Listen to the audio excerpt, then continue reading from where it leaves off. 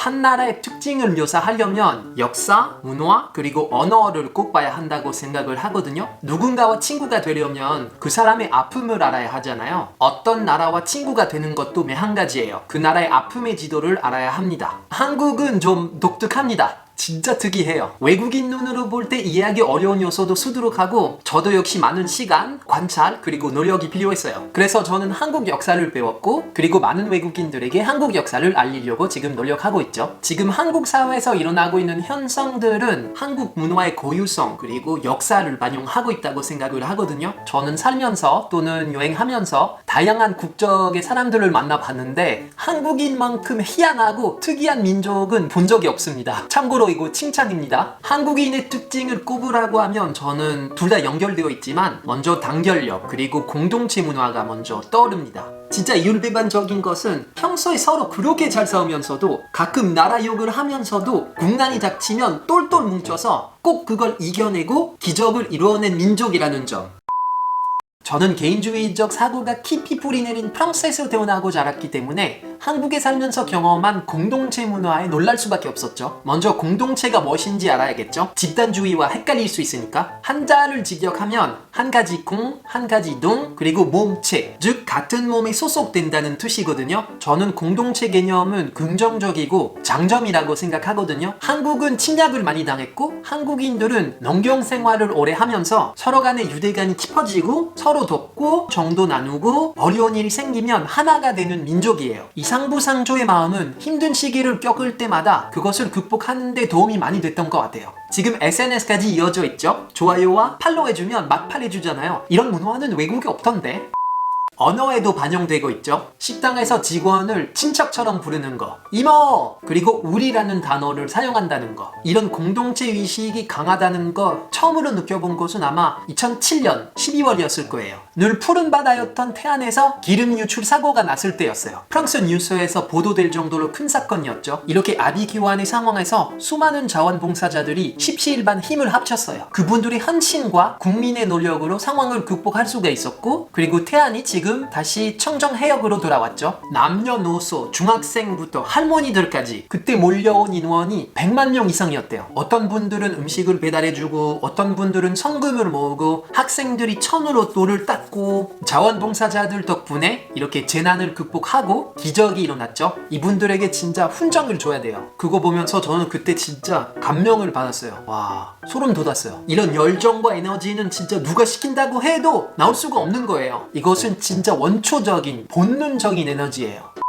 밥상에서도 이런 공동체 의식을 확인할 수가 있어요. 우리에게는 당연한 것처럼 느끼겠지만 외국인 눈으로 봤을 때 되게 신기하고 생소한 장면들이 몇 개 있어요. 다 같이 밥을 먹을 때 반찬을 나눠 먹는다는 거, 그리고 찌개나 국을 같이 나눠 먹는다는 거. 저는 되게 신기했던 게 맛있는 거를 다 같이 먹다가 마지막 한 점을 남았을 때 아무도 손을 대지 않더라고요. 왜 그럴까요? 음식을 내가 먹는 게 아니라 우리가 먹는 거예요. 예전에 한국인 친구들이랑 태권도를 하다가 밥 먹으려고 패스트푸드 갔는데 그때 감동을 받았어요. 인원수대로 감자튀김을 시켰는데 보정지에 꺼내서 이렇게 산처럼 만들어가지고 같이 나눠 먹었었는데 별거 아닌 것 같지만 저는 진짜 눈물 날 뻔했어요. 또 외국인에게 생소한 풍경은 통일 주문. 가끔 편의를 위해서 다 같은 메뉴를 시킬 때가 있잖아요. 그건 외국인에게 진짜 신기해요. 이런 식사 문화는 한국에서 옛날부터 요리를 같이 나눠 먹었기 때문이죠. 노동의 교환 문화, 품앗이나 두레를 보면 이런 공동체 의식이 강하다는 것을 느낄 수가 있죠. 서로 돕고 협동하면서 공동체 문화를 지키고 있는 게 바로 김치, 김장 문화. 한국에서 대학교를 다니면서 김장 문화 체험을 해봤었는데 너무 재밌더라고요. 생각해보니까 한국에 오기 전에 엄마나 할머니 외에는 누구랑 음식을 같이 만들어서 나눠 먹었던 적 없었던 것 같아요. 제가 예전에 연예인 관련 기사를 읽다가 한솥밥이라는 말이 나와서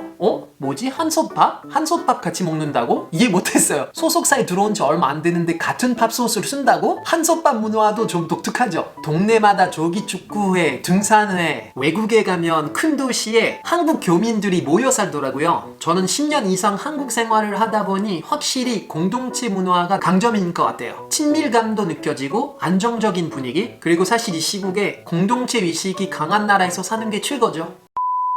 한국은 어려울수록 하나로 뭉치는 민족인 것 같아요. 벤자민 프랭클린이 그랬습니다. Join or die. 뭉치지 않으면 죽는다. 이 말은 한국의 적격인 것 같아요. 한국에 처음 왔을 때 역사를 피상적으로만 알고 있다가 나중에 파고들어서 깊이 있게 배우다 보니 한국인의 특징이 하나가 뚜렷하게 명명백백하게 나오더라고요. 단결력. 한국의 단결력이 진짜 어마어마해요. 한국 역사는 파란만장하잖아요. 5,000년간 수많은 침략, 위기, 국난을 겪었는데도 흔들리지 언정 굴복하지 않고 어려움이 닥칠 때마다 백성들이 모여가지고 국난을 직면하고 극복할 수 있었습니다. 국민 취미가 국난 극복인가? 그렇다면 이 정신은 어디서 왔을까? 어떻게 생겼을까? 저는 되게 궁금했거든요. 한국 역사를 거슬러 올라가 보면 기원전 2333년에 삼국유사에는 이렇게 기록되어 있습니다. 널리 인간 세계를 이롭게 하라. 당군 왕검이 홍익인간의 정신으로 나라를 세웠고 그 홍익인간의 정신은 지금까지 계승되면서 한국인의 마음에 아로새겨져 있는 것 같아요. 홍익인간 정신 가장 잘 보여주는 사례는 한글이 아닐까 싶어요. 한글이 한 나라의 군주가 만든 글자이기도 한데 인류 자체의 업적이라고 보면 돼요. 한글은 한국인뿐만 아니라 전 세계 인문학적 가치가 있어서 인류에게 굉장히 가치가 있어요. 민심을 가장 잘 이해한 왕은 역시 세종대왕이었죠. 백성이 하늘이다.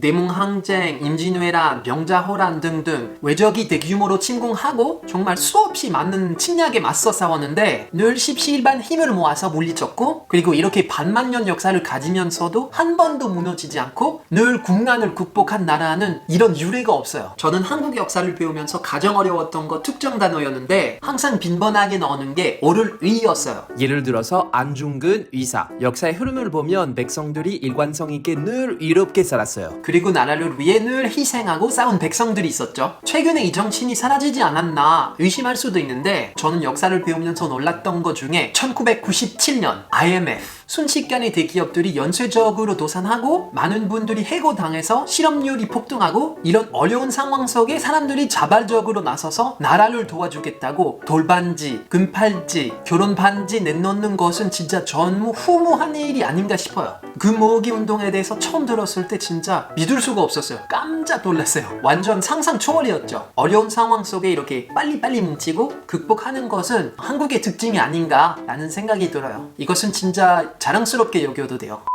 자, 이렇게 오늘은 여러분들과 홍익인간에 대해서 살짝 이야기를 나눴는데요. 우리가 이 홍익인간의 정신을 우리 일상생활에 적용하면 참 좋을 것 같아요. 뭐 교육을 할 때 또는 사람을 대할 때, 자연을 대할 때 한국은 수많은 문화유산을 보유하고 있지만 홍익인간이라는 정신보물도 가지고 있습니다. 이로운 사람이 되는 건 인간 삶의 궁극적인 목적이자 이유가 아닐까요? 저는 물론 한류도 좋지만 한류만큼 한류처럼 이 홍익인간의 정신도 널리 퍼졌으면 좋겠네요. 저도 대한민국 사회의 한 구성원으로서 이 정신을 잊지 않고 인간, 자연, 그리고 인류의 이로운 존재로 살아가려고 노력하겠습니다. 자, 지금까지 팜양이었고요. 여러분 구독과 좋아요 눌러주시면 큰 힘이 됩니다. 부탁드릴게요. 감사합니다. au revoir.